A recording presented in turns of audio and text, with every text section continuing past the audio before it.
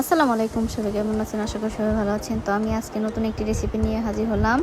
আর এখানে আমি চাপা শুটকির বাগার বানাবো। তো সেজন্য আমি মরিচ বেটে নিয়েছি, রসুন আর শুটকিটাকে বেটে নিয়েছি। আর ওদিকে পেঁয়াজ কুচি করে রেখেছি। এখন আমি প্যানে সরিষার তেল দিয়ে দিব পরিমাণ মতো। তারপর এখন এটাতে আমি পেঁয়াজ কুচি দিয়ে দিচ্ছি।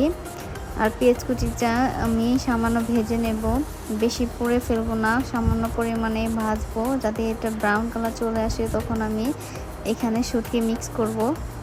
আর এদিকে আমার পেঁয়াজগুলো প্রায় ভাজা হয়ে আসছে, দেখতেই পারতেছেন কালারটা কীরকম হচ্ছে। আর এখন আমি এখানে পরিমাণ মতন লবণ দিয়ে দিব।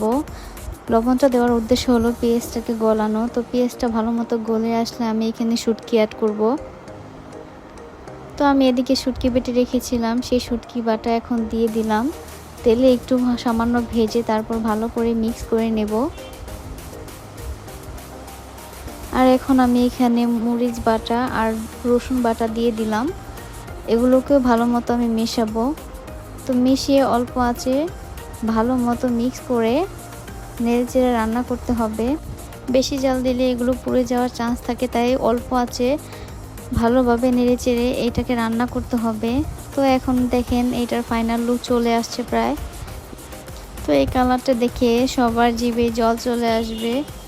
আর এই রেসিপিটা এত মজার, কি বলবো, আপনাদের বলে বোঝাতে পারবো না। তো এই দেখেন আমার রেসিপির ফাইনাল লুক। তো যার যার কাছে ভালো লেগেছে রেসিপিটা সবাই আমার ভিডিওটি শেয়ার করে দিবেন। আর প্লিজ চ্যানেলটি সাবস্ক্রাইব করে দিবেন। সবাই পাশে থাকবেন, সুস্থ থাকবেন। রেসিপিটি আপনি যাকে খাওয়াবেন সে আপনার এই রেসিপির ফ্যান হয়ে যাবে। তো আশা করি রেসিপিটি সবার কাছে ভালো লেগেছে। আজ ভিডিওটা এই পর্যন্ত, সবাই ভালো থাকবেন। খোদা হাফেজ।